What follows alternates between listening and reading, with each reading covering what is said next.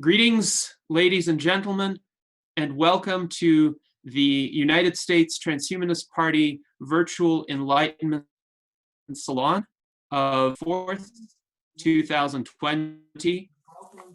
I'm very pleased today to have two special guests with us, Dr. Leo Igwe and our foreign ambassador in Nigeria, Ojochogwu Abdul, who will be joining us shortly. We also have our officers here today, Ben Zion, who is our vice chairman of the United States Transhumanist Party, as well as our 2020 US presidential candidate. We have our secretary, Pavel Ilin. We have our director of applied, and we have John Carrot, our campaign director, and Charlie Cam, our vice presidential candidate, joining us today. So welcome to everyone. And now to introduce Dr. Leo Igwe, I will turn the floor over to Ben Zion. Yes, we want to thank Leo Igwe for joining us today. It's an honor, and Leo has many credits to his name as an intellectual, including being a research fellow at the James Randi Education Foundation and a laureate of the International Academy of Humanism.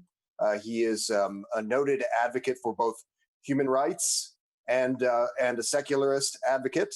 And this subject, the confluence of these two disciplines, leads us to this discussion today of this wrongfully imprisoned gentleman, institutionalized gentleman, Mubarak Bala. And we are going to discuss his plight and this situation of a kind of persecution. Welcome, Leo. Thank you so much.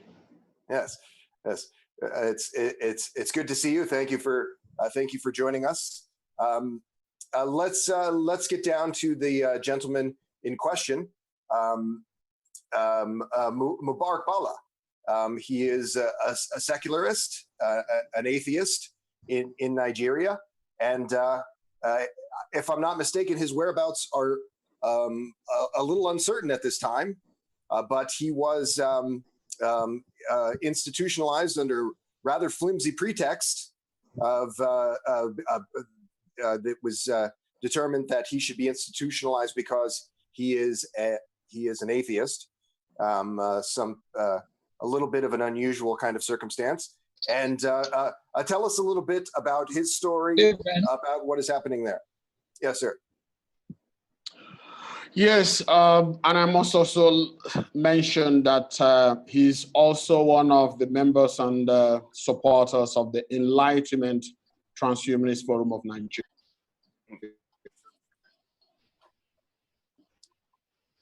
Yes, and he's a noted figure within the global humanist community.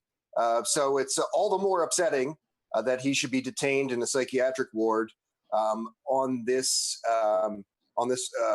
charge that he is an atheist. A shocking kind of reason for someone to be detained under any circumstance. Can you give us a little bit more background about this humanist and secularist community and your connection, and a little bit more about Mubarak Bala? So we seem to have lost Dr. Igwe's connection for a moment. Hopefully he can reconnect, but we do have Ojochogwu Abdul joining us. Welcome, Ojochogwu. Thank you, Gennady. Hello. Yes, hello. As we're dealing with some of our internet connection issues, hopefully we can continue the conversation. And I understand you and Leo Igwe are both involved with the Enlightenment Transhumanist Forum of Nigeria, as was our fellow secularist, our fellow humanist, Mubarak Bala. So could you discuss a bit what this Enlightenment Transhumanist Forum of Nigeria is, and essentially how you are operating right now to spread awareness of essentially skepticism, humanism, secularism in a country that is very deeply religious. All right, thanks for having me, Gennady, and it's good to see you again. When we formed the Enlightenment Transhumanist Forum of Nigeria, we made a deliberate move to include our friends from the humanist community in Nigeria, as well as other secularists, because some of us are of the view that transhumanism comes from this same family of ideas where you also find humanism, atheism, secularism, and some of those other liberal philosophies that derive from the Enlightenment. So we set about the movement to spread transhumanist ideas in Nigeria and to raise transhumanist awareness among Nigerians. And because some of us are very conscious to maintain the humanism in transhumanism, we extended a hand of friendship to our friends in the Humanist Association of Nigeria, where you find Mr. Bala and Leo Igwe. So they were very gracious and kind to have agreed to come on board in helping us to found the Enlightenment Transhumanist Forum of Nigeria. So basically, we work together. We see ourselves as belonging to a continuum, like I said, of ideas that flows from humanism to transhumanism, alongside or with which you find secularism and free thinking. So, but Mr. Bala has worked with us, and to a good extent, we've been able to put out some of our programs into the public space. And that is why it is a serious cause for concern for those of us in the transhumanist movement here in Nigeria, that a fellow humanist, a humanist friend of the transhumanist movement is being treated unjustly for charges of blasphemy or atheism or whatever they want to frame it. So it's a collective struggle for all of us. And we want to use it as an opportunity for people to know how transhumanists and humanists see themselves as being involved in the same project. So an attack on a humanist is also an attack on the transhumanist vision of freedom, of progress, of enhancement of people's lives. So it's basically something that we in the transhumanist community take very serious. And let's not forget, Mr. Bala is also a member of our board of trustees of the transhumanist movement. So this is a friend that needs our support in gaining justice. Yes, indeed. And this is extremely important. This was indeed one of the core missions of the original Enlightenment movement in the 18th century, to protect the ability of individuals to freely think about metaphysical issues, about questions of religion and whether there is a God, and how to rationally understand the universe. So the 18th century Enlightenment thinkers very much wanted to protect people's rights to express themselves freely in this area, to question, to be skeptical, to be atheists if they so chose. And on the other hand, they fought against superstition, fanaticism, intolerance, the kinds of dogmatic and coercive attitudes that lead people to label those who disagree with the religion's teachings as mentally unstable or as a danger of some sort to society. And it's very unfortunate that in Nigeria, these kinds of attitudes that the Western world struggled against in the 18th century are still deeply rooted in certain areas. So Leo, before we lost your connection, you were also describing Mr. Mubarak Bala. You had mentioned his role in the Enlightenment Transhumanist Forum of Nigeria, which Chogwu had expanded upon. What else would you like the world to know about this individual, about what he's like as a person and the difficulties that he has faced? Yes, I would like the world to know that in Mubarak Bala, we have an unusual intellectual, bright, brilliant, courageous, bold, and independent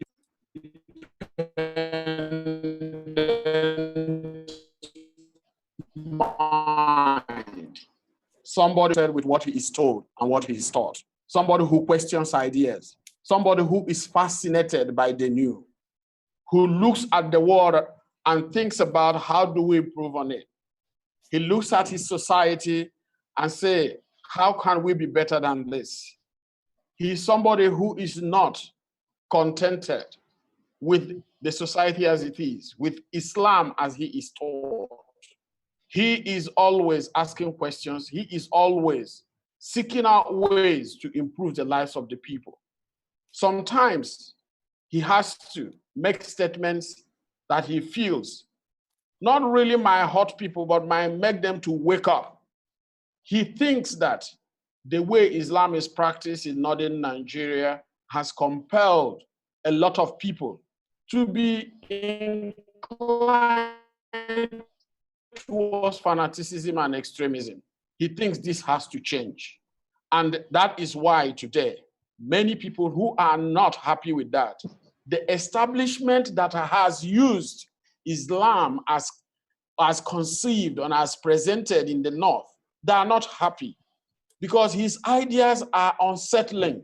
His ideas are shaking the basis of their power and the basis of their control. That is why they are unhappy. And that's why they want him silent. And that is why the world should not keep quiet and in northern Nigeria to get away with silencing Mubarak. Yes, indeed. I think a lot more attention should be brought to his plight, his story. There has been some coverage in Western media, for instance, in a recent article in The Guardian that cited you, Leo, but there hasn't been nearly enough coverage compared to what this issue should be receiving, because this is a flagrant human rights violation from the perspective of anyone in the Western world who cares about human rights. So Ben, what did you want to say? Oh yes, we might also add that this event is occurring as Leo said in the northern part of Nigeria, in the Kano state, a somewhat less a populous area than the southern part of Nigeria. I also wanted to apologize to our listeners very briefly. I made reference to an institutionalization of this individual. That matter is dispensed with. This incident of a few weeks ago was a police detention. So I apologize. Did not intend to be misspeaking in that way. I'd also like to say that of the United States that we've seen a weakening in recent years of the separation between church and state. And also what I would regard to be a kind of similarly concerning paradox of tolerance problem with religious literalists. It's become practically a party doctrine amongst Republicans to support something that is known as Project Blitz, a set of legal stratagems for imposing something more like a theocratic set of institutions here in the United States. And we should regard incidents like this detention of Mr. Bala as cautionary tale of moving in this direction, and consider that to some degree, I think that any group of religious literalists might be regarded as a group of latent theocrats, people who will tend to vote away their own rights and live in a more abusive state if given half a chance. And this is something that I do think we have to address as a larger issue, as well as dealing with the particular symptoms of such problems. Project Blitz is a hardline effort by Christian conservatives in the United States to flood legislatures with model bills, so-called model legislation that attempts to impose a Christian religious perspective. And it's interesting, I don't think this is mainstream Republican even in the United States, but there is a kind of faction within the Republican Party which does seek a certain theocratic set of impositions. And I would say that faction constitutes about 20% of the Republican electorate, more concentrated in the American southern states. Yes, that's true.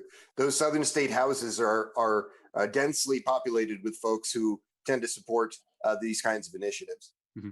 But the dynamic in Nigeria is a bit different because Nigeria is so split along religious lines. It has a large Christian population, and as I understand it, the Christian population is concentrated within the southern regions of Nigeria, whereas the Muslim population is concentrated within the northern regions of Nigeria. So perhaps it would be good for Leo and Chogwu to discuss a bit what that religious landscape looks like and how the two predominant religious denominations in Nigeria behave, how they treat people with different views, how they treat one another, as well as how they treat humanists, secularists, atheists, people who don't fit within either of those paradigms.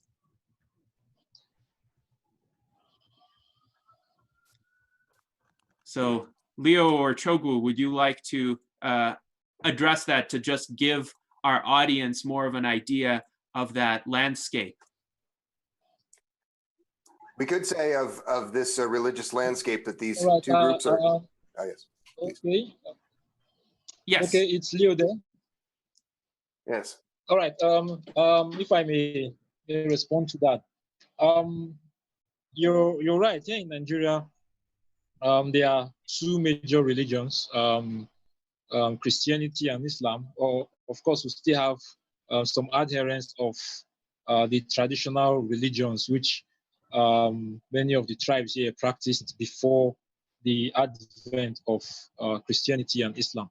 But predominantly, you go to the southern parts of Nigeria, and you have the major populations there being Christian, and then go to the northern parts of Nigeria, and the majority there happen to be of the Islamic faith. Of course, there are some gray areas in between.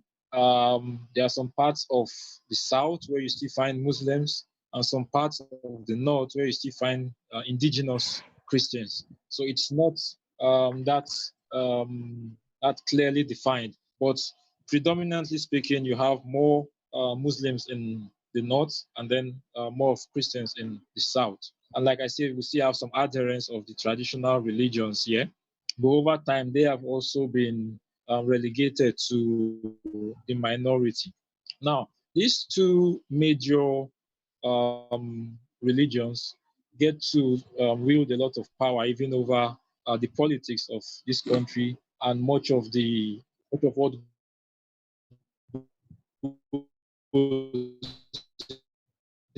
into social control of the peoples, of influences the electorate when they go out to vote, is the religious affiliation of whoever is standing for one office or the other. And then within ordinary society, several people in Nigeria have been so conditioned into this thinking that only these two religions exist, And these are just the two systems of belief an individual should follow. Many of them are not aware of the several alternatives that are out there when it comes to forming about the universe, about reality, or even about the sources of our morality.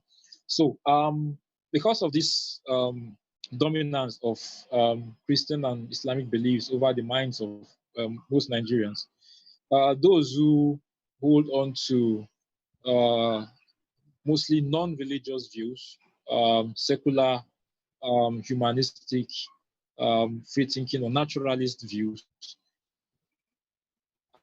are seen as sort of weird species here. For many in the Nigerian population, such people don't even exist in the Nigerian space. So they go about, they make decisions or they make pronouncements on a daily basis without consideration of the fact that there are some people who may not ascribe to either of these two beliefs. So for a large part of our history, those who go with these alternative secular views are treated as virtually non-existent. So it's taken much of a struggle to even put the secular voice out there within the Nigerian public space. And this came after decades of individuals who had carried out individual personal search and arrived at these secular worldviews, taking another step into organizing themselves into groups and then using the internet and social media to spread their message and connect with people of like minds. And then gradually their voice is coming out into the open. But of course, this is at the risk of being persecuted. All right. So for most people who are secular, they face the risk of persecution, of ridicule, of marginalization, uh, of even maybe losing friends and families and jobs. It's not quite a safe thing for uh, several people of secular views within this society to come out in the open and profess their non-religious views. So when it comes to that human rights of freedom of from religion and the right or the freedom to express this worldview, for many people within the non-religious fold, it is still much of a struggle, and that is because the dominance in this country is still within the domains of those who wield power using Christianity and Islam. So for many in the non-religious secular community, it is still something of a suicide for many to even express their beliefs openly. And that is part of what is playing out in the case of Mr. Bala. But we see his as one of the struggles that will be necessary in making more of such people to come out and to champion um, the rights that deals with freedom from religion and the freedom to express such worldviews which are non-religious. Okay, so in Mr. Bala, we find a symbol for that struggle, and I think we've reached a watershed moment that will define the fate of the secular community in Nigeria going forward. Yes, thank you, Chogu, for that discussion. And certainly it places in context the activities of secularists in Nigeria, organizations like the Humanist Association of Nigeria, the Enlightenment Transhumanist Forum of Nigeria. It takes a tremendous amount of courage to do what you do in an environment which is partly oblivious to even the possibility of these kinds of worldviews. But even when there is awareness, that awareness is predominantly one of hostility, which is so unfortunate. But Leo, I wanted to ask you if you had any further remarks on the subject of what the landscape in Nigeria is like in terms of religious tolerance or awareness or lack thereof, and how groups of unconventional religious or non-religious perspectives are being treated. Yeah, thank you so much. I think that Chogu really placed the whole challenge in a good context. And I want to say that we have a challenge here. And of course, many people want to say, yeah, religion is wonderful, religion is good and all that. But with what is happening to Bala, we can see the kind of damage religion is doing, not just to Nigeria, to Africa, and also to many parts of the world. And we cannot shy away from this. We cannot. We must speak out boldly, no matter whose interest is affected. And that's exactly what Bala knows the risk. And I want to let you know, I spoke with this to worry that if we tried to go to the police, that the matter would escalate. He just felt that the whole thing would fizzle out. But has it fizzled out now? No. 2 days after that, I was told he was picked up. And when he was picked up, he was taken to Kano, and we have not heard from him again since then. We can't say 100% sure whether he's alive or dead at the moment. And there are efforts to make sure the shield, they just put him incommunicado. Nobody knows exactly. We have hired lawyers. And I have been trying to raise this issue using my blogs in a popular online newspaper called Sahara Reporters. And I will urge all the listeners to go there and see the comments that are coming from Muslims. Now, the idea is that, yes, why should Mubarak Bala make a remark? But my question is that if you make a remark, what should be the reaction? That you should be killed because you made a statement? I don't get it. So we have a challenge in terms of how Islam is being presented to the people, how religion is being promoted in the country. If religion is being promoted in such a way that it diminishes our humanity, it hampers our ability to explore and experiment. It hampers our ability to question or look at things from other perspectives. Now, let's not make this mistake here now. Look, Islam is a religion introduced by those who killed Africans, those who enslaved Africans. And it is unfortunate that Africans will embrace this religion without critically examining the claims, knowing very well that embedded in these religions are mechanisms and structures of their own enslavement. Sorry, I have to use that word. For me, it's a shame. It's a shame for every African not to look critically at all the religions introduced to this region. Now tell me, why should an African think that one religion introduced from outside is better than our own traditional religion? And those who introduced this religion to the region killed, enslaved, and still treat Africans with contempt up till now. So what Bala is doing is trying to draw attention to other sides of religion. Africa said they have fought against colonialism. They have not. Even if they may have fought against what they call political colonialism, they have not fought against religious colonialism. I think that Africa religiously is still colonized. And the only way to begin that struggle is to look at what Bala is doing.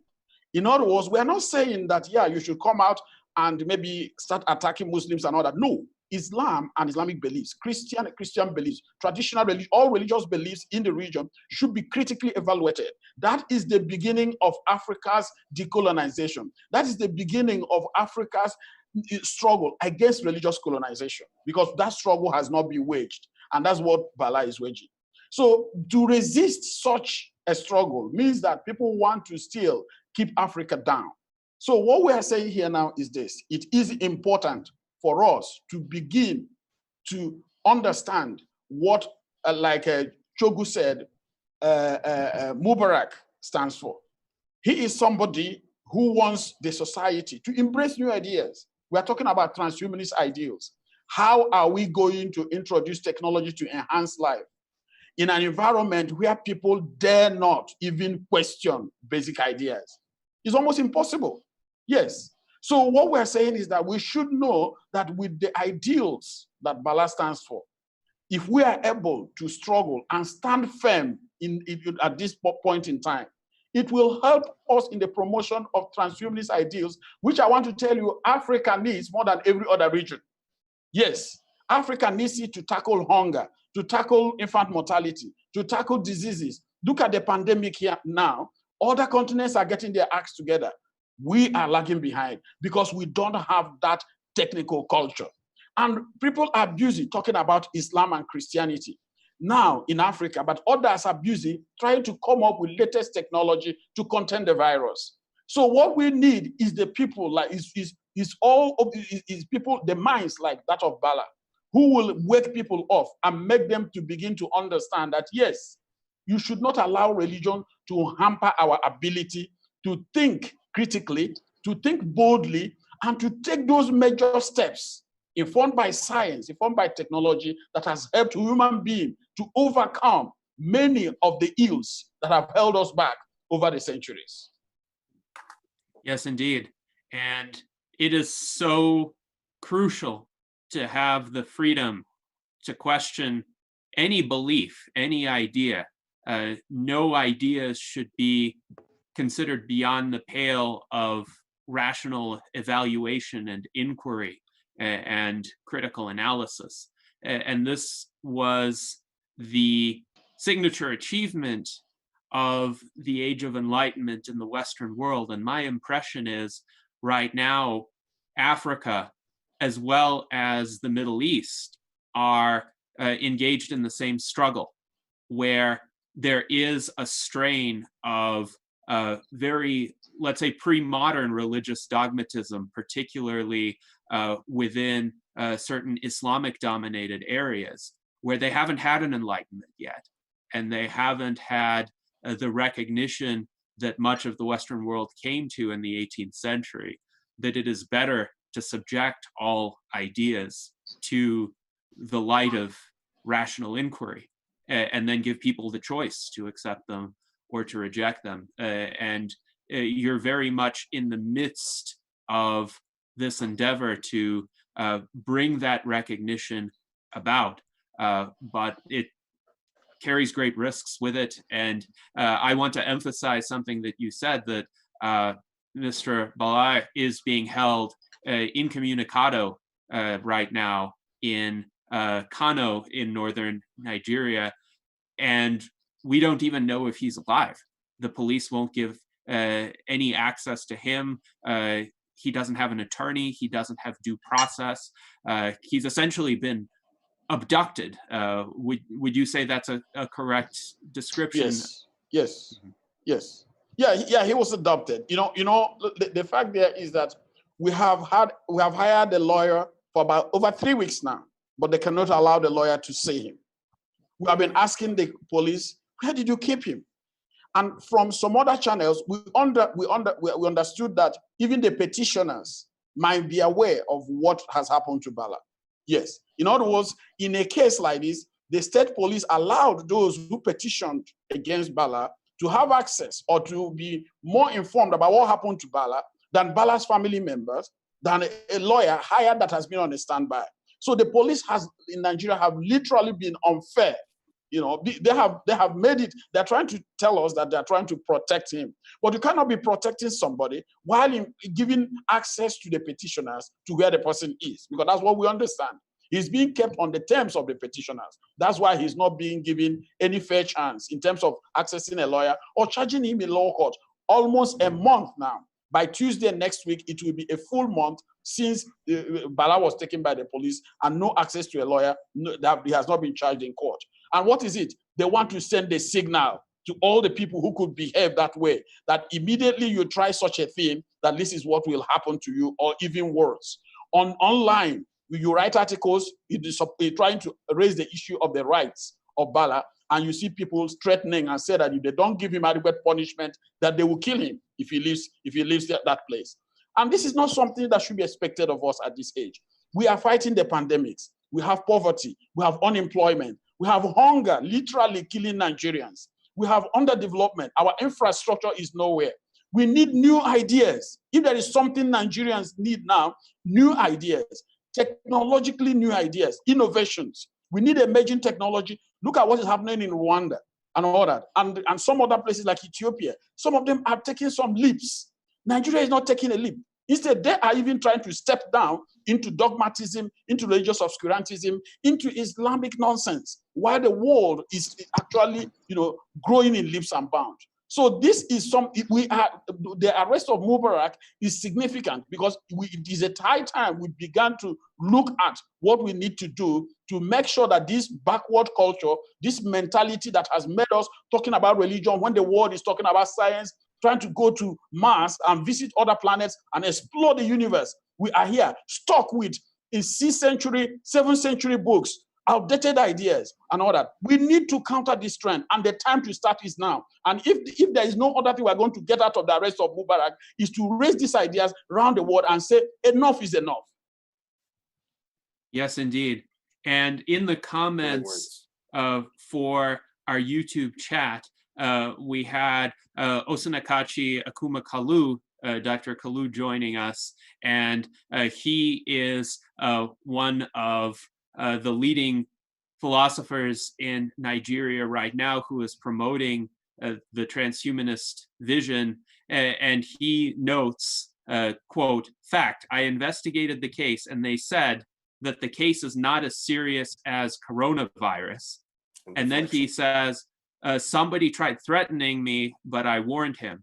So this is troubling on multiple fronts, that people who are coming to the defense of Mubarak Bala are also being threatened. Yes. Hopefully, nothing will come of it, but it's always troubling to receive a threat, even if it's an idle threat. But also this idea that the authorities seem to just be ignoring the blatant human rights violations here, and they're using the pandemic as an excuse. They're saying, well, this is not important enough for us to get to at this moment. Yeah. Yes, the threats are coming from so many sides. The lawyer is also worried for his safety because even he has been advised by police officers to hands off the matter. And if you're right, I've been writing a lot of blogs on Sahara Reporters and online newspapers and see all the threats coming there. Like, oh, we will, after him, we're going to deal with you. We come for you and all that. And there have been, similar threats issued against anybody. Amnesty International has been threatened when they came out in support of, critical of the arrest of Mr. Bala and how he's been treated. And I want to tell you, why is it that many people are not speaking out, in support of Bala in Nigeria? Because of fear. Because they are afraid of being threatened and by Islamic mobs and the Islamic militants. And because here we really don't know sometimes the clear line demarcating militants from ordinary Muslims. So it just, before you know it, it's too late because they must have struck or they must have harmed somebody. And what happened is that the arrest and prosecution of Mubarak has even made it the whole thing, the line demarcating the extremists and the so-called moderates, to blur so much that we actually don't know the difference. Because literally, there has not been any Muslim organization that has come out to say, hey, yes, this guy said something and all that, but it's not what the reason why he should be killed. Nobody, not even one single person has. It's an outrage.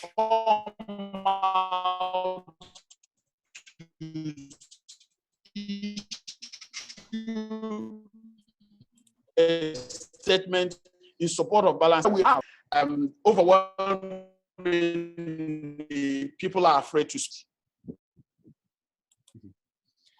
Yes. So Yes. we've had a bit of audio interference during about the last minute of your remarks. Let me see if I understood the essence of them at least. So people are overwhelmingly afraid to speak out, and it seems that the moderate Muslim community has been silent on the issue. They haven't raised a nuanced perspective in the sense of saying that perhaps they disagree with the criticisms of Islam or the characterizations of Islam that Mr. Bilal had made, but that it's his right to do that. That unfortunately you haven't encountered that kind of response to the situation from the Muslim community.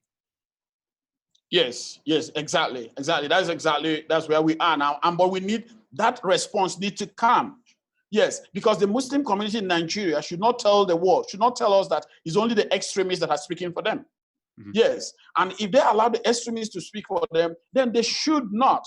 Maybe when you quote Muslims as stereotype, when they're placed in the same box, people should not accuse people of maybe overgeneralizing and trying to paint everybody with the same brush. If you don't want to be painted with the same brush as those who want Mubarak killed, now speak out. This is the time to take a stand outside the box. But where are they?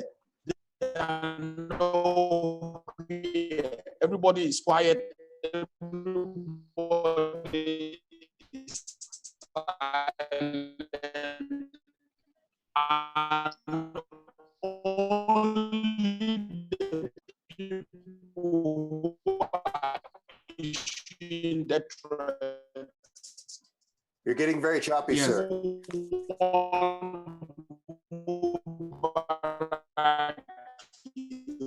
This is very difficult to understand. Yes, unfortunately, we can't hear anything right now. The connection has become a bit slow. It does not help Okay. enhancement of life. Where the moderate could work with. Can you hear me? Unfortunately, your connection became very lagged for about a minute. So if you could restate the last minute of your comments, we would appreciate that. Oh, well, I think that I was saying, can you hear me? Yes. Yeah, that you see, the ideal of enhancing life using technology, mm-hmm. the ideas of deploying emerging technology to different sectors of our society. We can't do this when people are stuck with the mentality that everything you need to say must be in line with a book written about 7th century or written over 1,000 years ago. Yeah. So what I'm saying here now is not just all about Bala Mubarak and what he stands for. It's all about progressivism. It's all about looking at ideas that are future, that is targeting the future of the society. So that is what is at stake. And that anybody, the futurist, transhumanist, anybody who is interested in the world as it ought to be, as in the world looking forward, must be concerned with the trials, the tribulations, and ordeals of Mubarak Bala right now. Because he's being held by those who want us not to move forward, not to look to the future, but to look to the past. And not even looking to the past in Africa, but look to the past for Africa, crafted and seen through the lens of a book written in the Middle East. 7th century, 8th century Middle East. So what I'm saying here now is that a lot is at stake, and there's a need for the Transhumanist Party, Transhumanist Association, Transhumanist Movement, or the futurist societies to really be interested in what is going on in the case of Mr. Bala. Yes, indeed.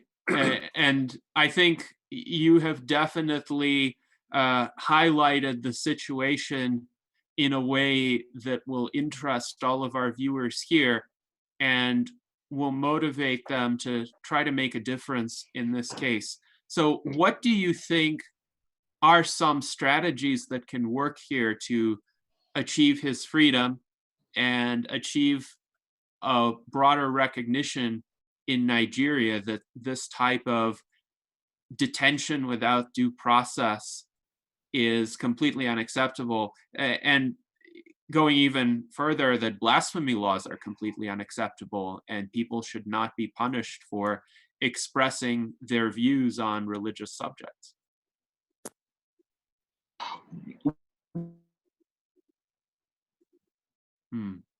Unfortunately, maybe we can't hear you. Let's see if Chogwu can offer some thoughts on this as well. All right. As for the strategies, I would still prefer Leo speaks on that. But at this point, we really need a lot of international coverage of this story. Let there be enough awareness across the world of what is happening here in Nigeria with regards to Mr. Bala and the secularist community. As much pressure as could be applied to the Nigerian government for due process to be carried out with regards to Mr. Bala. We'll be needing as much international pressure as we could mobilize, be it in through diplomatic process or through other forms of persuasion or coercion, whichever ways that human rights organizations around the world could put pressure on their own governments and their own media for them to transfer the pressure on the Nigerian government so that the due process for Mr. Bala will be upheld. We'll be appreciating as much of this international intervention as possible. But then, if I may just chip in something else, and in line with what Mr. Igwe has been saying, for transhumanism in Nigeria and across Africa, we are still yet to get to the point of arguing for such transhuman rights like cognitive liberties and morphological freedom. Okay, now these are the main rights in what we may call transhuman rights. But before we can successfully argue that now or later in the future, we have to first and foremost be able to argue for some rights that have been enshrined both in the United Nations Declaration of Human Rights and in the African Charter on Humans and People's Rights. All right, if we need to really get those rights respected here in Nigeria and across Africa, those rights and those basic freedoms, right? The right to life, the right to liberty, the freedom of expression, the freedom of or from religion, okay, equality, dignity, the right to due process or freedom from inhumane treatment. We have to get those rights in proper perspective before we can hope to make a successful argument for such other transhuman rights like cognitive liberty and morphological freedom. So this current battle is a step towards the battles to come, the battles surrounding human enhancement, cognitive enhancement, morphological freedom. Those other battles are yet to come. But if we don't get these basic ones right, as in at this moment, the ones that have to do with freedom, choice, autonomy, human dignity, and basically the freedom to form your beliefs or explore new ideas. If we don't seize this opportunity, this moment to fight that struggle and win that struggle, then it will even be a more uphill task for transhumanism to want to push such other ideas like morphological freedom or cognitive liberties, because those are even more difficult rights to argue for. Okay, so in Nigeria and in Africa, using Mubarak Bala as an example, let's seize this opportunity to fight for some of those other basic freedoms. If we can succeed, then there is hope that the transhumanist debate for cognitive liberties and morphological freedom could also be won sooner or later as events turn out. Yes, indeed. And I would also emphasize there's a reason why the Transhumanist Bill of Rights, version 3.0, incorporates into it essentially all of the substantive provisions of the United Nations Universal Declaration of Human Rights, because we realize those are a necessary foundation to get to the kind of world that we aspire toward, where individuals have morphological freedom, where they have the right to live as long as they choose, where they have the right to overcome all of these physical limitations that have plagued the human condition. Because without the basic right to life, without the basic rights of freedom of speech, freedom of conscience, the freedom to choose one's own religion or not to choose it, and freedom from persecution, freedom from living in this kind of fear that the secularists, atheists, humanists in Nigeria are experiencing. Without those basic assurances, it's extremely difficult to innovate much beyond a very rudimentary technological stage of advancement. And Leo pointed this out as well. All of this religious dogmatism, all of this insistence on purity and adherence to a particular set of beliefs is holding technological progress back. Technological progress requires innovation. It requires free thinking. It requires challenging conventions and not necessarily accepting what has historically been the status quo or the predominant set of ideas. And then in the comments, we have Dr. Kalu, who says the world needs to look into this and make it a case in defense of what we fight for. And he also says he's really worried, and that's why he's calling for this. But what he's calling for is awareness, funding, activism, writing of letters, human rights involvement. His characterization of the current situation is the only place you can find justice in Nigeria is in the dictionary. So that's a most unfortunate state of affairs. Leo, it sounds like you agree with this characterization. Yeah. You see, I think that the guy has put it in a way that sounds, it made me laugh, but it's very serious, particularly with the case we have at hand now. I think it is important that the whole world understands the international dimension of what is going on. One of the main challenges in the world today is terrorism, and terrorism carried out by people who tend to come from a particular religious tradition, and that is Islam.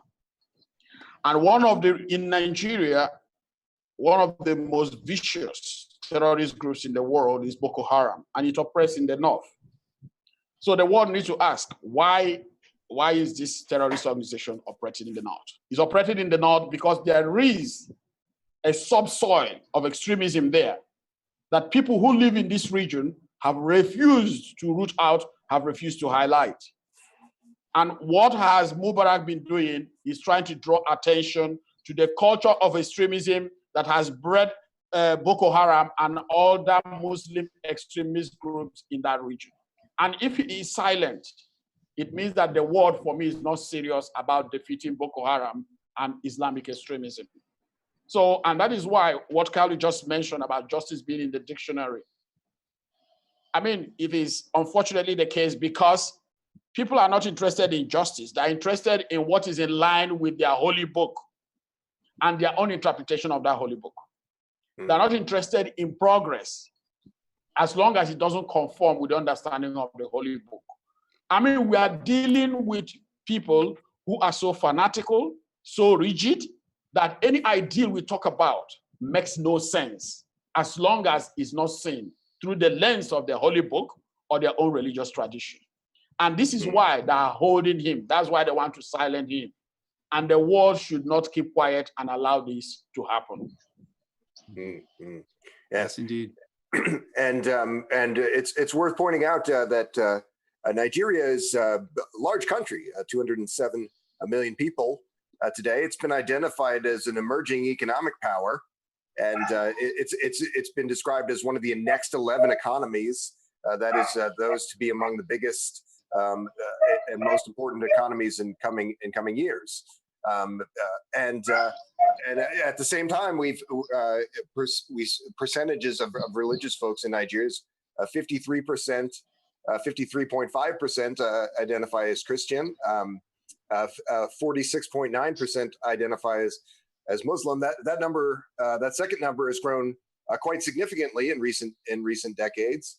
And as Gennady and Leo both pointed out, that this hardening of these factions and this counterproductive kind of aspect to this, it threatens that economic growth and human development prospects in a very, very real way. The United States has had a similar problem, not wholly dissimilar problem in recent decades. We have sacrificed our own middle class in many ways and our own economic development in many ways in favor of a partisanship and a corporatist control of our government, and this has some of the same mechanisms at play and some of the same tragic sacrifice at play. And one of the other comments that was mentioned a little bit earlier from one of the commenters was asking about the state of petroleum in Nigeria. Nigeria is a very large petroleum exporter, and that future maybe is also a little uncertain. But all of these sectors would seem to be affected by this condition of religious factionalism, and I'm inclined to believe that religious literalists, irrespective of their specific background, do have this deleterious effect on economies and human development and well-being. And this is something that we need to address, and it's something that we need to find reasonable counterpoints to. Now, I'm curious, in this particular situation, if it might be possible to find at least pragmatic allies in non-Islamic religious communities. And what Ben mentioned actually led me onto this train of thought, because there is a lot of unfortunate Christian religious fundamentalism in the United States, but primarily the Christian fundamentalists don't try to kill anyone. Certainly they do not. They mostly try to enshrine certain practices within institutions of government. For instance, they want public schools to teach so-called intelligent design, which is essentially creationism. It's a progression. Right. But a lot of these same people strongly despise Islamic fundamentalist terrorism, and they will be some of the first people to condemn it. So my question is, from a simply pragmatic perspective, are there such religious groups in Nigeria who could see the case of Mubarak Bala not as a way to necessarily embrace atheism, but as a way of highlighting how bad Islamic religious persecution is, and therefore perhaps they could be made into allies in ratcheting up the pressure to achieve the release of Mr. Bala? What do you think about that, Leo or Chogwu? Do you think that's a realistic possibility? Chogwu, you want to go, or let me go? Leo, please. Can I jump in? Yeah, Okay. Leo, go Okay, good. Yes, I think that what you said is a very important point. You made a very important point. I want to let you know this. There is something when it comes to Islam and when it comes to Islamic issues in Nigeria. There's one major thing here that affects everybody. Fear. I repeat, fear. And I say again, fear. Now, even if some of these pragmatic people, groups are there, and I want to tell you they are there. Yes. And I want to tell you, not all Muslims support what is going on, what is happening to Mubarak. Yes. Because we have Muslims in the north, we have Muslims in the south. And I want to tell you, there are a lot of Muslims who will say, yeah, and so what? If Mubarak called the Prophet Muhammad a terrorist, and so what? It doesn't stop them from believing in Prophet Muhammad. It doesn't stop them from being a Muslim. It doesn't stop them from going to mosque. Yeah. But you see, they are also afraid of how they could be marginalized, how they could be possibly attacked or branded as not being Islamic enough. So they're afraid of being delegitimized. So it is that fear that is crippling that sense of pragmatism you're talking about. And it's that fear that is hampering ability to forge that kind of alliance we need at this point. And I want to tell you, this alliance must be forged.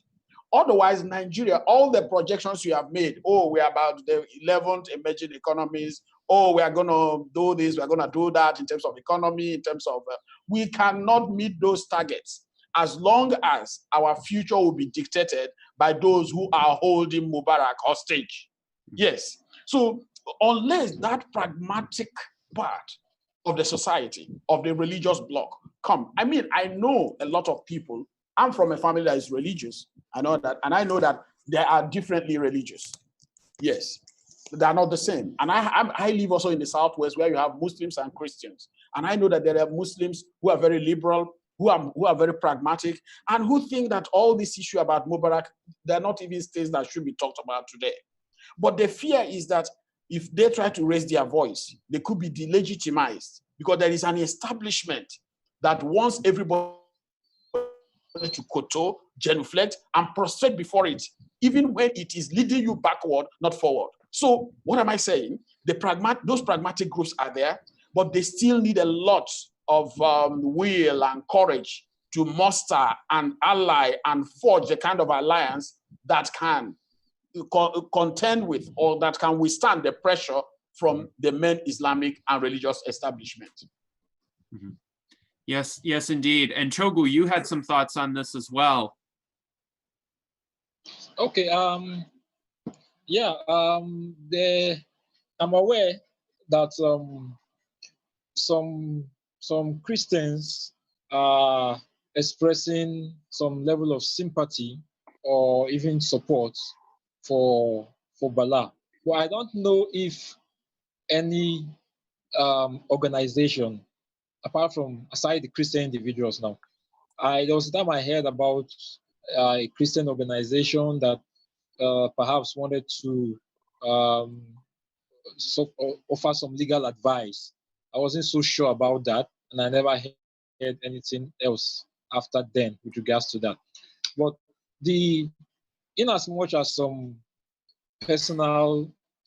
individual Christians may have sympathy for Bala, I think those in the Christian community may not want to come out to give an organized or an organizational kind of response to what is going on, because they may be careful the kind of backlash that they will receive. That is it because this guy is not attacking your own religion that, okay, you are expressing support for him, right? Because he is attacking Islam, so maybe Christians coming to support Bala are only doing that because it is not their own religion that was attacked. So based on this, I think some Christian organizations may, even though they may have sympathy for Bala, but they may want to be practical about it in trying to avoid being accused of supporting Bala simply because it wasn't their own religion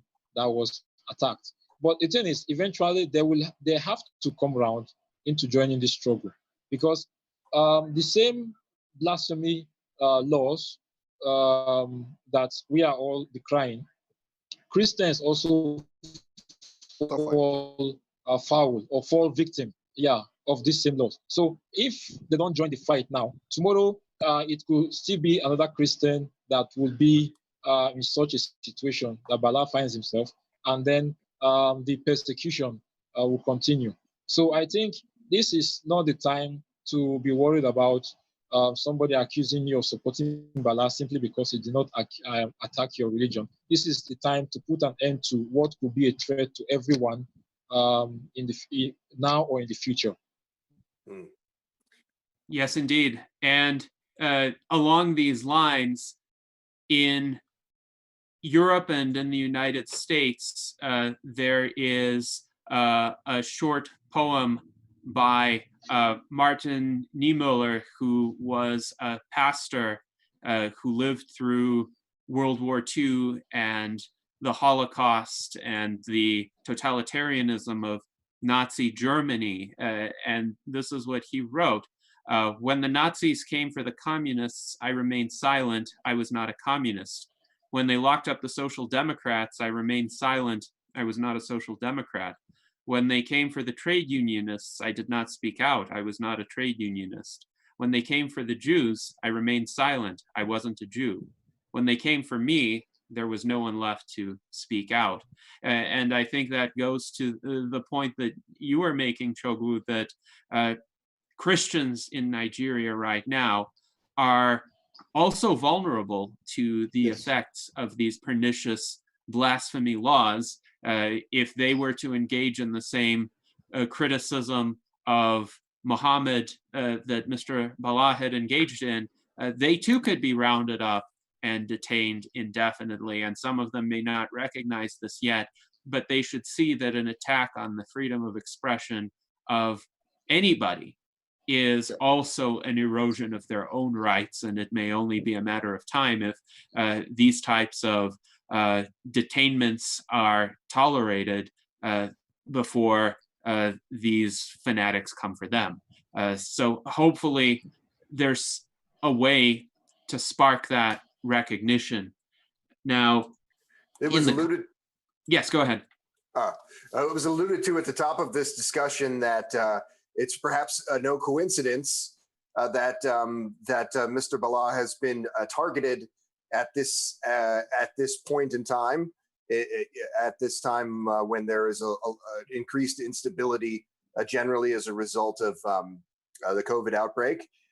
This brings to mind, I believe, an important point that I alluded to, and others in this discussion alluded to, that the economics of a given locale do dictate many of these other features, and so it's why I said that this quality of being an emerging economic power is something that must be facilitated in Nigeria, and also economic rights and the lack of inequality and instability more generally there. This is something that we have to that we have to plan for and facilitate, because this is something that there's a strong positive correlation between this kind of economic stability and a firmer social fabric more generally. It's something you could describe this kind of a religious factionalism as much a symptom as a cause of that set of concerns. And so this at present Nigeria is 207 million people. If the trend continues where a Muslim population is growing, and it grows into a Muslim majority country, it will be the second largest Muslim majority country in the world after Indonesia.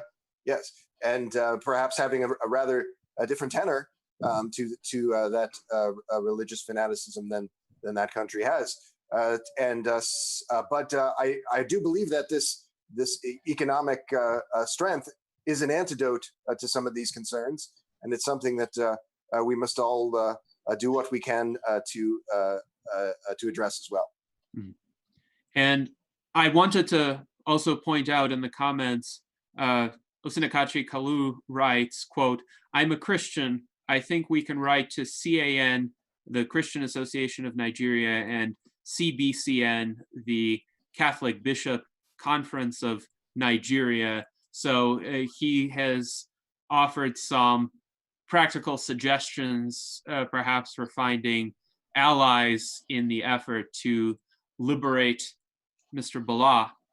He has also explained the dynamic of fear in Nigeria that prevents a lot of these groups or more moderate individuals from speaking out right now. And he points out that he is a fearism expert, so this is within his domain of study and knowledge. He points out if they speak in public, they, I assume he means the fundamentalists, will kill them right away, but the pressure from international groups will give the locals a sense of belonging and relief. So there has to be a critical mass of outrage and opposition to how Mr. Bala is treated, so that the moderates, the pragmatists who disapprove of his treatment will feel comfortable that theirs will not be the only voices, that they will not be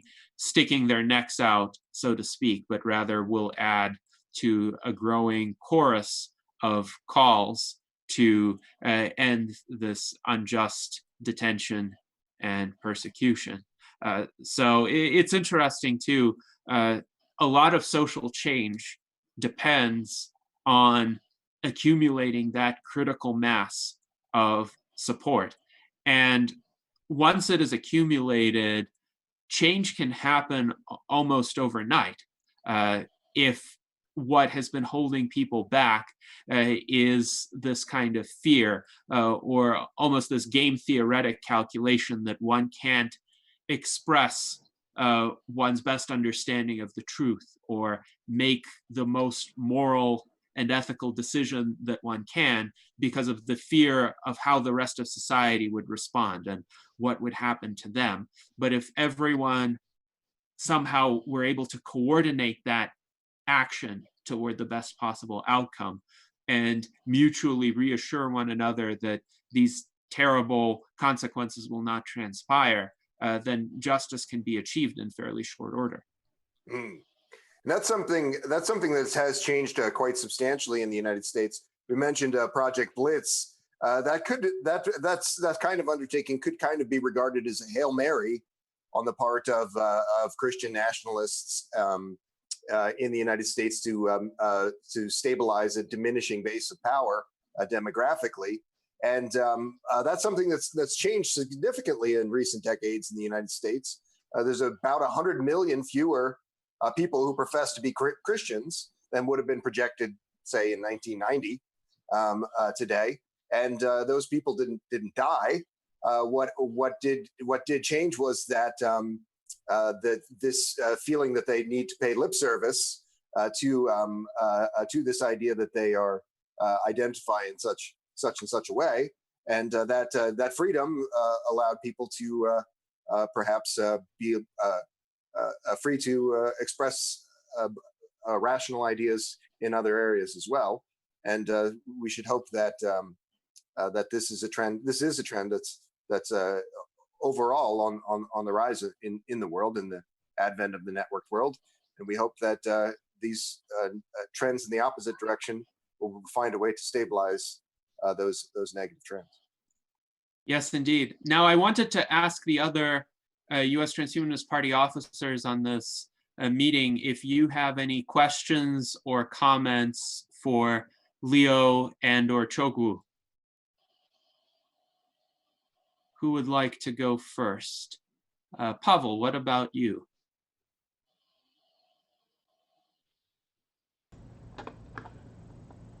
Let's see. Pavel's muted. Yeah. Thank you. Well, first I would like to go to the meta level and say that the religion in general, it's a way of understanding the reality and the world, and it should take its place, its honorable place in history of culture, and next to the mythology, next to the magic and totemism. And I would agree with Leo that religion cannot solve the problem which we face now. Religion cannot find a cure from COVID. Religion can't solve the unemployment. Religion can't cure aging. Religion can promise of immortality, and then can give us some comfort and psychotherapeutical effect on our minds in face of death. But it cannot solve it here and now. And only at least we don't have any data about and any knowledge about how we can become immortal through any way of religion. And yeah, and only the only way we can deal with these complex problems is through science, technology, and building social institutions. And this is my thoughts for now. Yes, I completely agree with that series of thoughts, that religion can't really solve the predicaments that the world is in, and we need scientific and technological innovation in order to do that. If some people still want to be religious while humankind pursues those innovations, that is their right, but religions should not be allowed to stop the kinds of advances that enable humans to lead better lives. Chogwu or Leo, would you like to respond to those ideas? Okay, yeah. Leo has said it earlier that as it is, Africa even needs transhumanism more than any other region of the world. And that's because the series of problems we face here in Africa, starting from our crippling infrastructure to disease, to infant mortality, to poverty and hunger and unemployment, lack of access to basic drinking water, poor energy supply. The list goes on and on. Now, we've seen over the decades, despite the explosion of religious adherence in Africa, these problems still remain. In fact, they get protracted with each passing year, and it's high time people realize, or Africans realize, that the solutions will not come from religion, and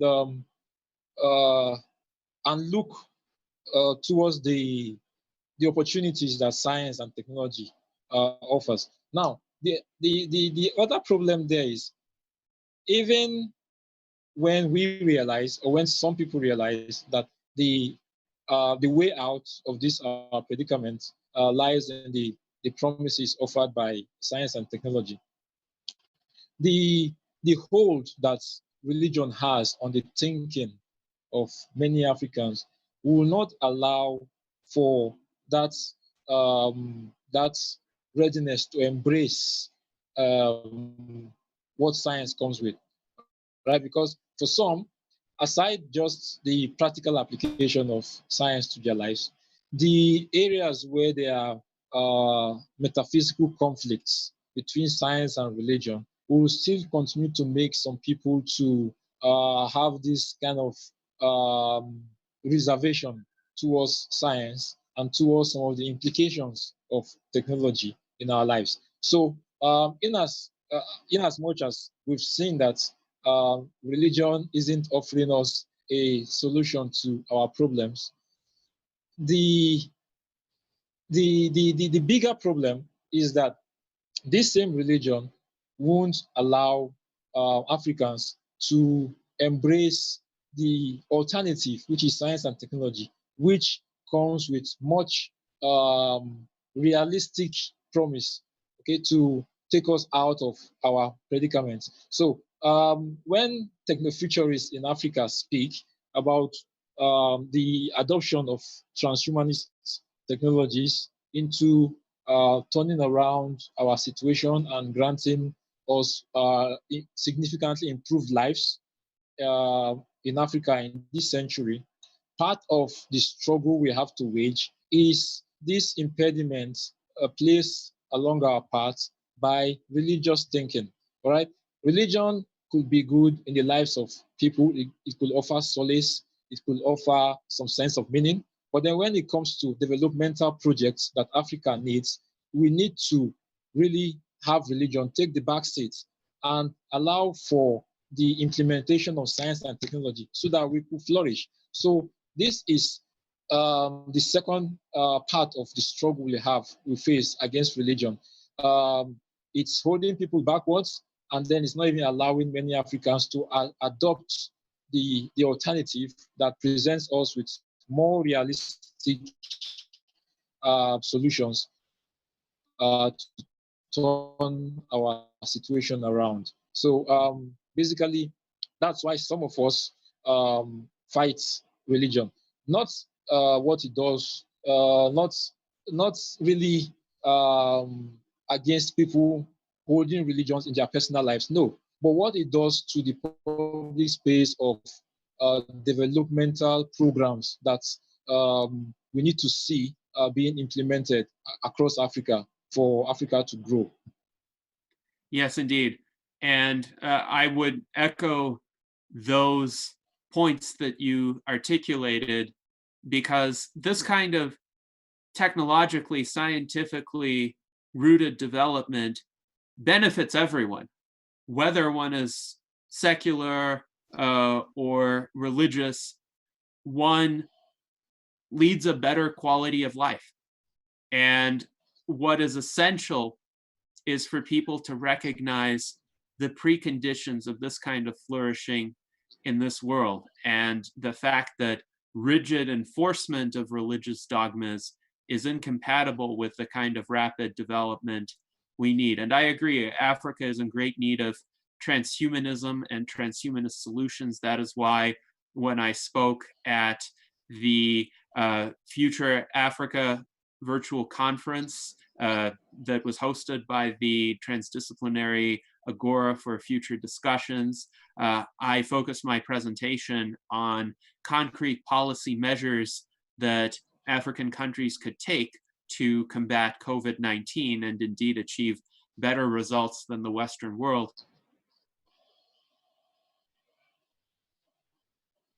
You've cut out for a moment, Gennady. Oh, can you hear me now? Yeah. Yes.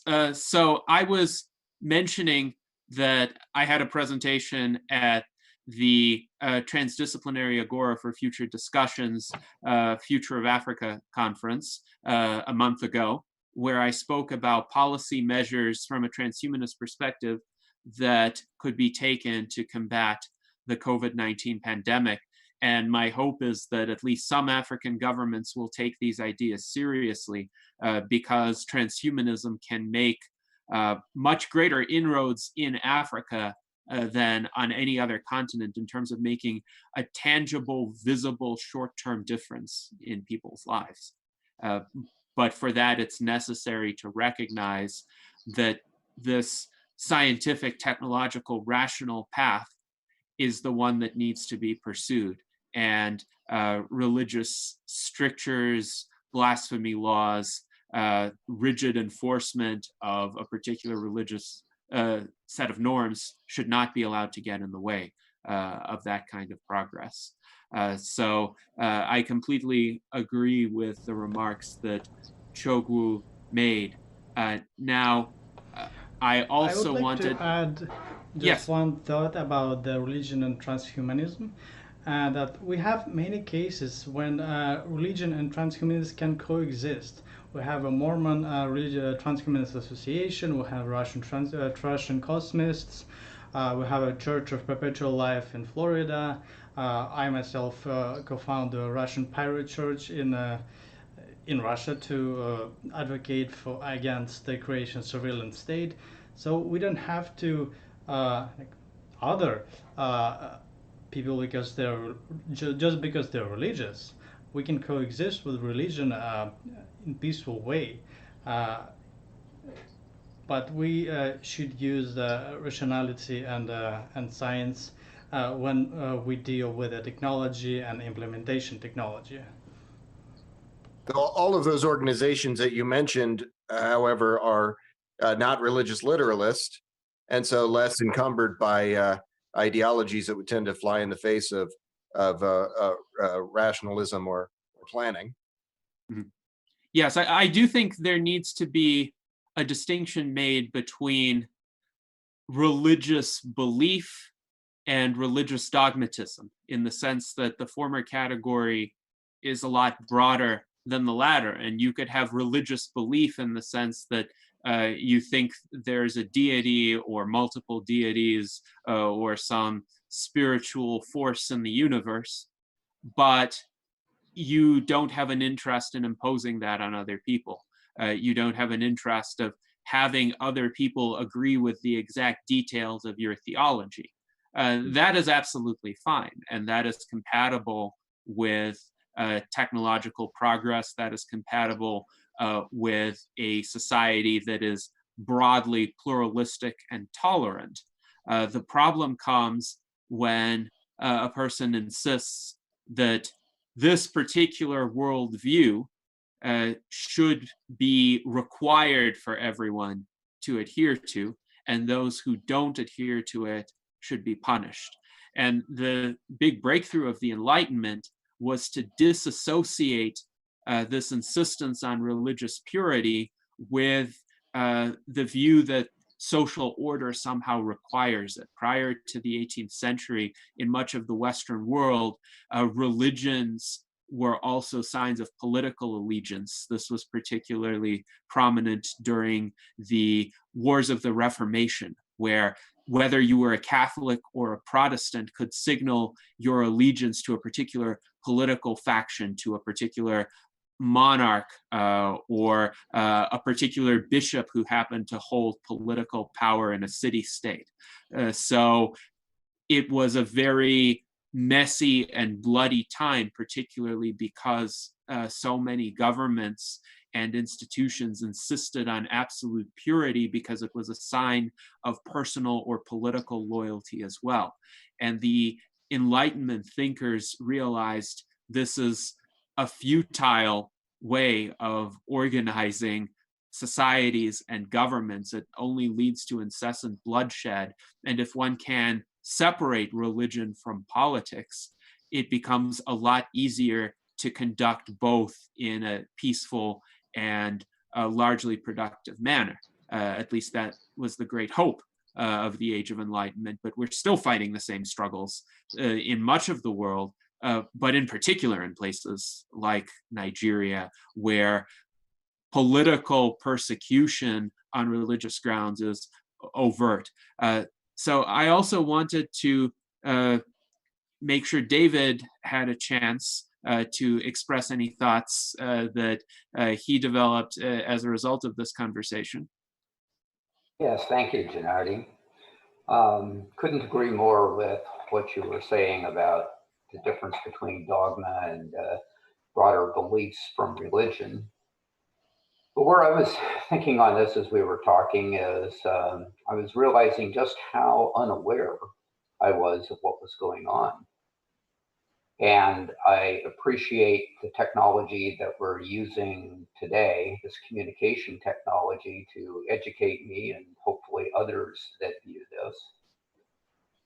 And I think awareness is an extremely powerful tool, especially if people can relate that awareness to something that affects them. So if I see a place that has persecution based on religion, and we're talking about abduction, murder, things of that nature. And if there are parallels that draw that to my situation, what does that mean to me living in Phoenix, Arizona, USA? Maybe I'm more inclined to do something about it, or think about it, or talk about it. So here comes my question. Having said all that, how do we use the technology that we have available to raise this awareness, take it to bigger audiences? I'm glad to see The Guardian published one article on this, and that's a start in a news source. What can we do to take it beyond that? Does it take letters to the editor? Does it, what does it take? And I'm interested in what our guests have to say about that, or anyone else for that matter. I have a thought. I'm reminded of another precarious moment in history, and we are at a precarious moment in history, and the ripple effects of that precarious situation have contributed to this Mubarak Bala detention and maltreatment. This may not have happened in precisely the same way had there not been a disarray that results from this coronavirus outbreak. But another moment in history where there was some disarray regionally was the early 1990s with the fall of the Soviet states, and economists and prognosticators at that time did not necessarily see that East and West Germany would reunite so easily. Did not necessarily see that these countries would stabilize in the way that they did. And one particularly excellent example of that stability in that region is our friend Estonia, who also further opted to focus on digitalization and the development of government services along these lines. Today, they have the world's most fully realized online voting system and an e-governance system that is without peer in the world as well.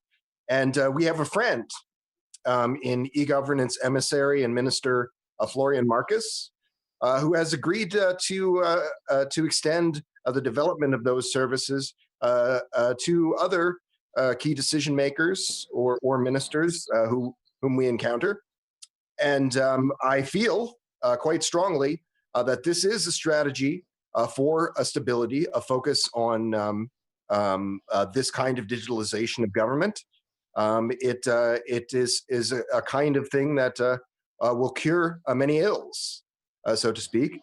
And it is a kind of strategy that also separates a country from these patriarchal or otherwise dysfunctional institutions that do come up time and again in not just in the developing world, but again, that is a continuum like these other continuums that we've discussed. It's felt to some degree everywhere, and these are impulses that we must resist. And technological progress is an excellent resistance to those. So I would encourage our friends in Nigeria or elsewhere to consider this very real proffer from our friend Florian Marcus, this e-governance minister. We would happily broker that kind of relationship to see that those sorts of services can be developed. And this is an excellent kind of choice for any government official to make. So now I think it would be good to hear from our guests regarding David's question of how can we better use technology to more effectively communicate the plight of free thinkers in places like Nigeria, and in recognition of the fact that we're already doing this here via this venue that really hasn't been open to us as a channel of communication until very recently. What else do you think we should be doing technologically, and what opportunities do you see for this type of development in the coming years, where through technology perhaps more channels of communication would be open, and those of us anywhere in the world who care about freedom of conscience and human rights will be able to have more influence on what happens to people like Mr. Bala. So, Leo or Chogwu, what are your thoughts on this? Hello, can you hear me? Yes. Yes. Thank you so much. First of all, I think we have to put some pressure on the embassy. And I think that technology can help us. Send an email to the US Embassy and other embassies we are affiliated, because they can today, you can email them today and they get it today. So I'm just being a very, very rudimental in terms of what you can use technology to do now. It's all about impressing on different authorities and agencies, the urgency of the situation. This guy has been held in Camp for a month, almost a month by Tuesday. Okay? Nobody knows what he's eating, how he's eating, where he's sleeping, and how he's being treated. So it is important that we use technology to communicate this urgency. Okay? And we could also put it out there on our websites, you know, put it out there. Let people begin to ask questions. Who is Mubarak Bala? Why should I know? What is interesting about him? Let the media understand that it's important to capture this. Like I said, it is not all about Mubarak. It's all about progress. It's all about the future. It's all about how do we get ideas, people to embrace new ideas and transform the society and transform the world. So we can use technology to get ideas out there. Like now, when we finish this interview, we can distribute the link, let people begin to watch, get educated, get on. People need to know before they can act. People need to be informed before they can take any measure. People need to be impressed with the urgency before they can really take steps, you know, to help with the cause of Bala. So we can use technology today to communicate. We can use technology today to communicate that urgency and impress on people to act. Just send a mail today, send them a reminder to the ambassador in Nigeria and tell them, please, what are you doing about this case? This guy has been there for a while. You know, if there's no reply, send the mail again, send a reminder. US has a lot of agencies that has interest when it comes to international religious freedom. Write them and find out what they're trying to do. And sometimes you can volunteer to speak at a local meeting or something to tell them about the case of Bala, because I think many people don't know. And when they know and understand the urgency, I think that it will help us in our efforts to get Mubarak freed from the hostage from those who are holding him captive. Yeah. Yes, indeed. These are excellent suggestions. Go ahead. Yeah, I also think if there's a way we could engage social media influencers. I'm aware there's this project that the World Health Organization got involved in recently in the bid to tackle misinformation and disinformation about COVID-19. And they engaged a number of social media influencers across Africa to, on a daily basis, tackle fake news about COVID-19, but also spread information on how to address or how to adjust to the challenges of COVID-19. So I think part of how we could make this Free Mubarak Bala hashtag go viral, or even more viral than it already has gone using technology, is by engaging some social media influencers across the world to pick up the campaign and make this something that appears on virtually every wall or every blog, every website across the world. So we could use technology, but we could also go a step further by engaging some notable social media influencers to make this go more viral than it currently has gone. Yes. So based on what I've heard from both Leo and Chogwu, what is needed is essentially a combination approach. First, some more old-fashioned uses of digital technology, writing emails to embassies, to international organizations, but also more creative uses of social media, trying to get influencers on board, trying to get people to reshare basic information about the situation of Mubarak Bala and his unjust imprisonment, to just get that basic awareness cultivated. I think most people, even watching this Virtual Enlightenment Salon, who are fairly attuned to world events, still did not know very much about the situation of Mubarak Bala until Leo and Chogwu described it to us in a fair amount of detail. So it's a matter of getting people outside of Nigeria to recognize that this is happening and that it shouldn't be happening in the 21st century. So now I wanted to see if any of our other officers had further thoughts. I know we have John, Charlie, and Tom Ross on the Zoom meeting.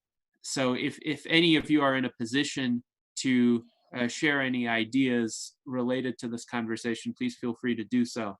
Yeah, I have an idea, Mhm. a question. Can you hear me? Yes, go ahead, Charlie. What about, are there any social, we were talking about social media there for a moment just now. Are there any celebrities that have any kind of influence there? I know there's a celebrity, I believe it's I think his name is WizKid IO. Okay. And he's pretty popular, especially amongst the younger generation there. Yeah. I believe he's got, a huge Twitter following. Are there any celebrities of that nature that have a strong following that might have an interest in some sort of political activism to try to push a movement of free speech or anything like that you guys are aware of?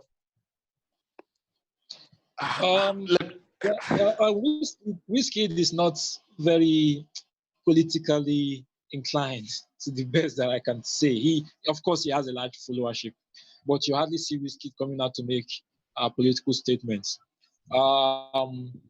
There's another guy called Burna Boy. He is also very popular among the Nigerian youth, and of late he has been more vocal, okay, and taking up some more controversial social issues, right? So I think the likes of Burna Boy. Some years ago we had somebody called Charlie Boy, but he is not so social media savvy. So within this current generation of those celebrities who are also social media savvy and who can influence using social media, I can mention the likes of Burna Boy, and maybe to some extent, Two-Face. We also have someone called Two-Face. Then there's also someone called Naira Marley, right? These are the social media savvy kind of celebrities that we have who may also want to take up some political causes. So just to answer your question, yeah, we have some of them, but perhaps we need to approach them first to know what their reaction would be. Yes. And again, I would like to add that, yeah, can you hear me? Yeah. Hello? Yes, we can hear you. Yes. Yeah, I want to add that, like I said, many people are afraid of the backlash. Yeah. Individually, they support this. A lot of people are afraid of how will it affect their market. Yes. Because we had a case some years ago. A journalist just wrote something in the media that we had this beauty pageant context here. And a journalist just wrote that why we are Muslims not happy with it, that after all, if Muhammad were alive, he would have picked a wife from there and all that, from amongst the contestants. And that was all. So the journalist was fatwa'd. They issued that kind of what they call fatwa against the journalist. And the newspaper also was later attacked by fanatics and all that. So a lot of people are worried, what will be the consequence if I come out? So if you ask me, yes, it was a very important question. And I think that is something we need to explore. But if I'm to advise, I will advise only celebrities whose markets are not Nigeria-based. Yes, who will not be affected, or targeted, by extremists if they come out in support of Bala, because it will be highly controversial and a lot of people in the Muslim community will be riled up as a result of such a support. And they might go targeting the person's business or political interest in revenge. Mm-hmm. Yes, that's reason also to thank you, gentlemen, for having the genuine courage of your convictions to take a stand for secularism and rationalism, because you do so at some risk And that is a brave and laudable choice. Yes, indeed. Somebody has to take that kind of stand, and by taking a stand, you make it easier for others to do so as well, because then they can join in, and there is a certain safety in numbers that can overcome this dynamic of fear. The hope for those who do gather the courage to be among the first to express these necessary ideas is that enough people will follow suit soon enough that individuals don't stand as high of a risk of being targeted. So I do hope some celebrities can get on board, and other figures within civil society, within government, within Christian religious organizations, as well as individuals and organizations outside of Nigeria. All of those could help.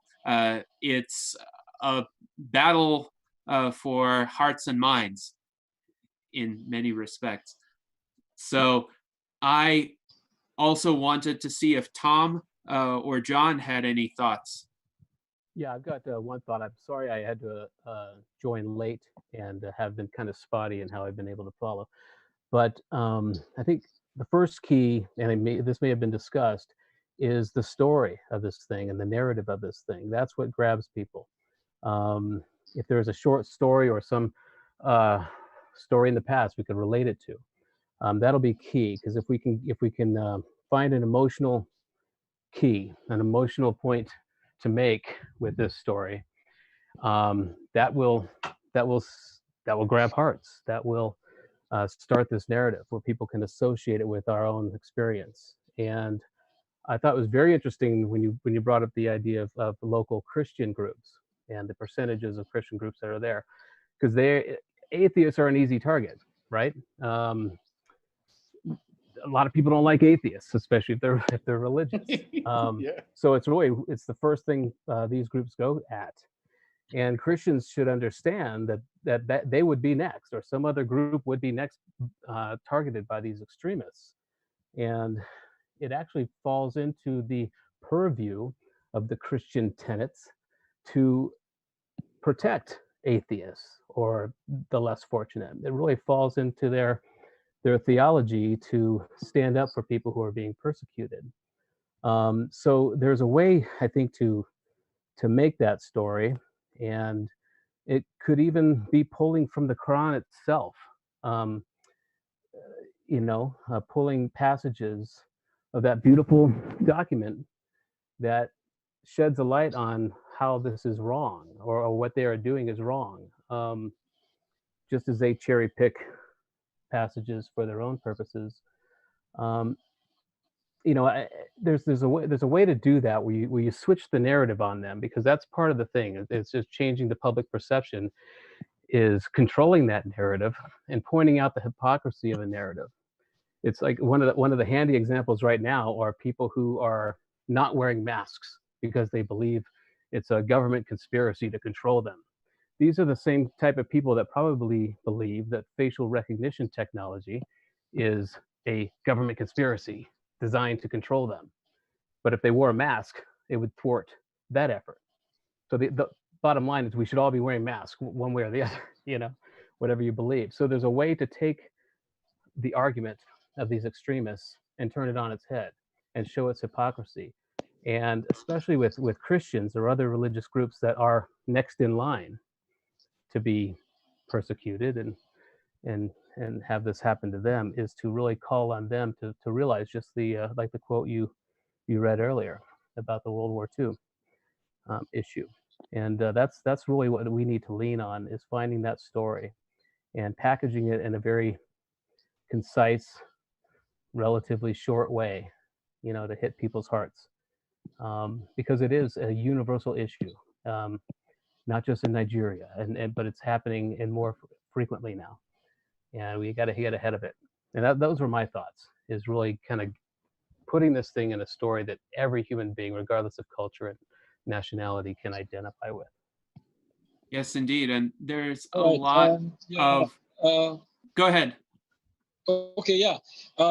Just to agree with what Tom said about the need for a story or a narrative. There's this article by Bala himself, which he titled "My Journey from Jihadist to Freethinker." I believe Leo will have that article. Okay, so he titled it "My Journey from Jihadist to Freethinker." And when you read that article, you will understand where Bala is coming from. You understand his existential struggle and his philosophical struggle, how he went through stages of questioning things, how he allowed his curiosity to lead him on from a jihadist or a fundamentalist himself into becoming a free thinker. It's an inspiring story, all right? And I think that story should be shared across the world for many people to really understand Mubarak's personal existential struggle with issues of belief and how he got to the point where he is now. Because some will skip that part of it and just say he was a Muslim, and then for reasons best known to him, he took another part. And they may want they present it in a way that perhaps he did it out of mischief or out of some sort of miscreant behavior, but it was a genuine search on his part, okay, for meaning and for answers to the questions many of us ask. So I think if that story is put out there, several people will be able to find themselves also in Bala's shoes, or they were able to see themselves reflected in Bala's struggle, because many individuals across the world go through such struggles too. We experience moments of doubt, moments of anguish over what we used to believe, but we had to maybe leave those beliefs. So I think if we share more of that story, that personal story of Mubarak Bala, and people get to understand how he reflects the struggles of many of us, perhaps that should also earn some sympathy for our struggle, for people to see themselves in Bala and to see Bala as somebody who was on a genuine search, okay, for meaning, both in his life and in the world. So I would ask Leo perhaps to share the link of that story with you, and let's see how we can make many more people to get access to that story. Yes, if you'll make that link is probably available. I'm not somewhere I can see it. But yeah, if you make that available and actually reading it, if it's a long article, we can even pull ideas from it and make memes from it and just share universal themes from it with his name, and then a link or a email address, something to direct people to do something. My journey from Islamist to free thinker, right? Yeah. Yeah. Yes. Okay. I think I just have it now. I'm gonna send it to you in a few minutes. Yeah. Great. Yeah. Yeah, and I think if people are motivated by this, and they'll pull sayings from it, quotes from it, pieces of it, and share pieces. People don't read much anymore. You see they will see a meme, they will read a quote, and be motivated to act on that. Yes, and I will share the link to this article. Leo just provided it. I will post it in the chat for the Virtual Enlightenment Salon. Here it is from humanistglobal.com, and the article is called "My Journey from Islamist to Free Thinker" by Mubarak Bala. So please, everyone, read this article and think of ideas to communicate the thoughts within that article in a format that would be readily digestible, visible on social media, that would attract the attention of new groups of people to this very important plight. A lot of people in the comments have been expressing agreement with Tom's suggestions here. So I think, for example, Jason Geringer said, Thomas saying what I've been thinking, and Osunakachi Kalu states, correct, Tom Ross, we need to make a kind of trailer in a 3-minute clip. And he's also echoing this idea that this should be of interest to Christians, and Christians shouldn't expect that they would be free of this kind of persecution, because Dr. Kalu is a Christian, and he says these fanatics have been threatening him already. He also says this is about humanity. So let's figure out some ways to create these kinds of concise social media communication formats, videos, memes, ways to take chunks from this article and from this situation of Mr. Bala more generally, and communicate them in a way that is compelling to people who haven't been exposed to it yet. And a continuation of that thought of crafting a narrative, and of Dr. Kalu's suggestion on demonstrating it audiovisually. The city of Lagos is the center of an industry known as Nollywood, which by some measures is as large as any entertainment and media capital in the world, is producing an awful lot of films every year, and some of those are documentary in nature. This could be an area where that could be explored for captivating the public imagination on this particular subject and on this work, my journey from Islamist to freethinker, for example. Mm-hmm. Yes, indeed. So I think we've reached a stage now where we should head to concluding thoughts. We have discussed significantly the situation in Nigeria regarding religious conflict and a lack of the kind of embrace of Enlightenment values, which sometimes in the Western world we've taken for granted over the past few generations, but really which should never be taken for granted and should always be defended vigorously, lest we have situations like that of Mubarak Bala. So I would offer each of our officers the opportunity for closing remarks, and then let's finish with our guests, Leo and Chogwu, with any insights that they would have to conclude the discussion. So officers, feel free to begin. I'm here. Can you guys hear me? Yes, Charlie. Yeah, I wanted to go back to that point I made earlier, but also I wanted to elaborate on the fact that Ben had mentioned about also, getting this out in a bigger scope in the public media. And I think, what the point that these gentlemen made was that there's a lot of risk to be made from the people that are in the country.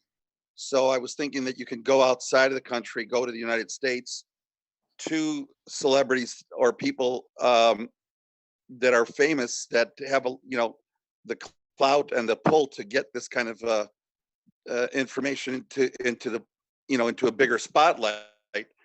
And one of the people that is, his father is Nigerian, is Forrest Whitaker. And Forrest Whitaker, I'm sure some of you know, he's pretty famous. He's won an Oscar when in his portrayal, I think, of Idi Amin in one of his movies, and he's been in a number of famous movies over the years. And he's a producer as well as an actor. And if you can get this kind of writing, like the My Journey from Islam to Free Thinker by Mubarak, if you can get that kind of information to a guy like that, that's the kind of thing, especially if you can get a lot of letters or something written to him, he might take it up as a way to develop into a script and into a movie. Things like that happen when there's enough writing and enough letters and contact to particular celebrities that might have a personal interest, given the fact that his father was actually born in Nigeria.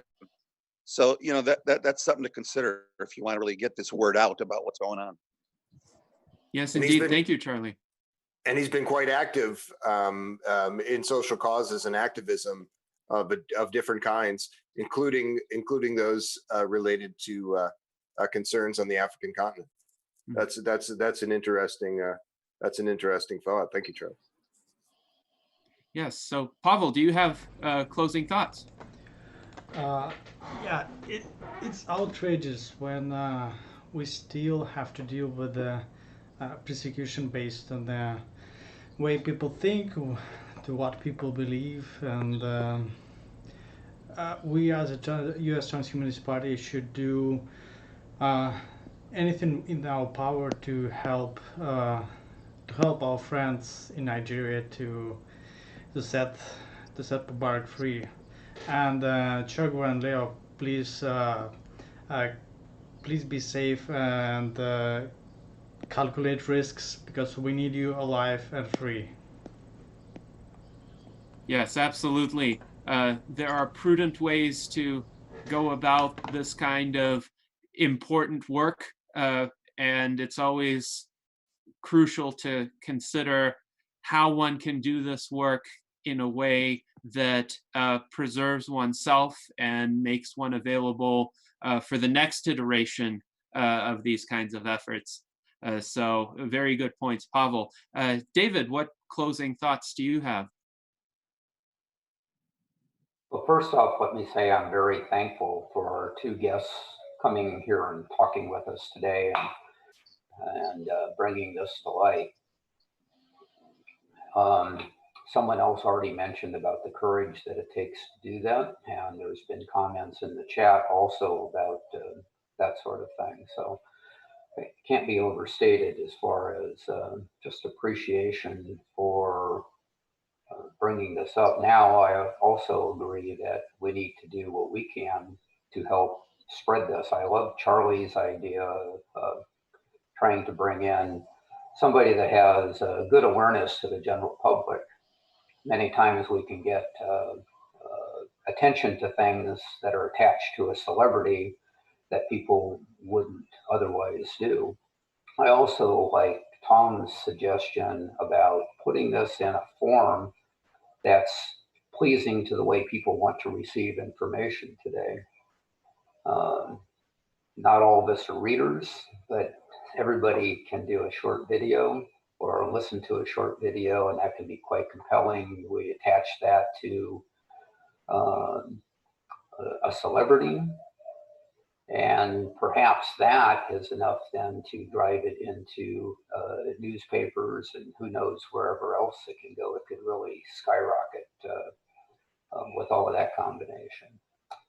So I'm grateful that we had this chat today. Yes, indeed. And a lot of great ideas were generated for how we could all help to make a difference and hopefully add our voices to the chorus that will be needed to achieve the liberation of Mubarak Bala and ensure that similar kinds of persecutions do not continue to take place. Tom, what closing remarks do you have for this discussion? No, only that I'm also grateful they've come forward, and it does take courage. And I'm just going to look forward to rewatching this in full, reading the article, and pulling from it things and starting to create memes and getting the word out myself. Wonderful. And now we come to our guests. Leo and Chogwu, either of you feel free to begin with your final comments. What do you want our viewers to take away from this conversation? All right, I'll come in and maybe Chogwu will conclude. Yeah? All right. What I will want our viewers here to take away is that there was this thing that happened in Tunisia about the Arab Spring and how it started with an individual, who was making a protest. Yes, of course, it was a very tragic thing. He set himself up blessed, blah, blah, blah, and all that. But what I'm trying to say now is that it was just an individual thing that eventually kind of convulsed and they maybe led to a very major shakeup in that region. I want to tell our viewers to understand that those who arrested Mubarak on April 28th thought that they have just picked him up and silent him and that's all. And nothing will be heard about him and what he stood for. But I want to tell you today, with your support at the Transhumanist Party, with the global support we have received from the United States International Commission on Religious Freedom and other embassies so far, those who picked up Mubarak on 28 never expected that. And I want to say this is just the beginning. They should know that there is a spring that's going to come out of this, just like in Arab Spring. In other words, we are going to see major changes coming out of just an individual who made a remark on Facebook and got picked up and kept incommunicado for 4 weeks now. And let them understand that they have caused a spring and they should be ready, to withstand all the turbulence that's going to come out of it and the shakeup that's going to come out of it, not just in northern Nigeria, but throughout Nigeria and beyond. Thank you. Yes, indeed. Thank you for those powerful remarks. Let us hope that this spring arises soon. And now we go to Ojochogwu Abdul. Okay, all right. Thank you for having me at this salon. It's been quite an honor. Thanks to the Transhumanist Party for agreeing to intervene in this struggle.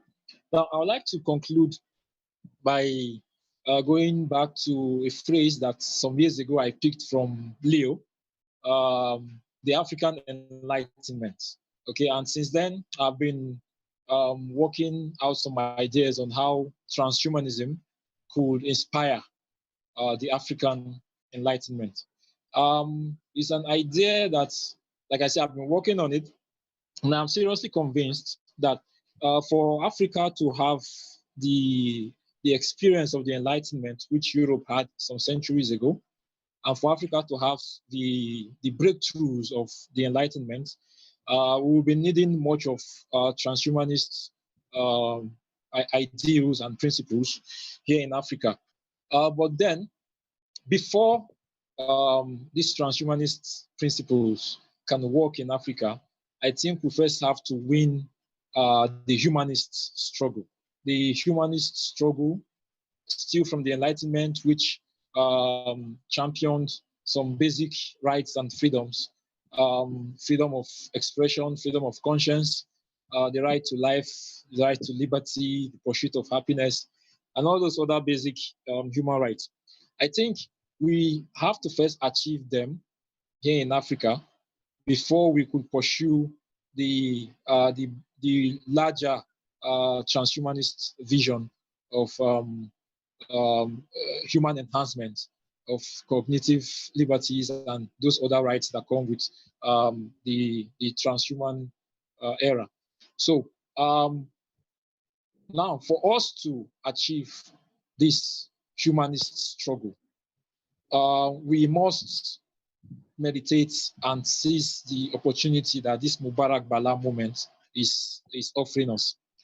If we win this struggle for the human rights of Mubarak Bala, then we can count it as an iconic moment for the struggle for humanism in Nigeria and in Africa. And then from there, we could pursue with more confidence the transhumanist vision of significantly improved lives for we Africans and the whole of humanity or post-humanity in the future. Yeah, so in a nutshell, the African Enlightenment and transhumanism in Africa needs to win this humanist struggle first, and Mubarak Bala has become symbolic of it. So those are excellent words on which to close our Virtual Enlightenment Salon for today. Thank you very much, Ojochogwu. I wanted to let our audience know what is coming next for our Virtual Enlightenment Salon series. We have had excellent conversations thus far on a weekly basis, and this was a phenomenal example of this. And next week, same time, Sunday, May 31st, we will have at 1 p.m. US Pacific time, 4 p.m. US Eastern time. Special guest Maitreya One, coming to us from New York City. He is a transhumanist hip hop artist. I would say the best hip hop artist around today. He's also a great humanitarian. So he has been quite concerned about the impacts of the COVID-19 pandemic on New York City. And he will hopefully be discussing with us some of the ways in which we can implement the US Transhumanist Party's recently adopted platform planks on COVID-19 responses to make sure that in future pandemics, we don't have the kinds of death tolls and widespread suffering that COVID-19 brought to New York. So we look forward to having Maitreya One as our special guest next week. And thank you to all of our viewers for tuning in today. This has been a seriously enlightening venue for conversations from individuals throughout the world. And we hope to continue along these lines going forward into the indefinite future.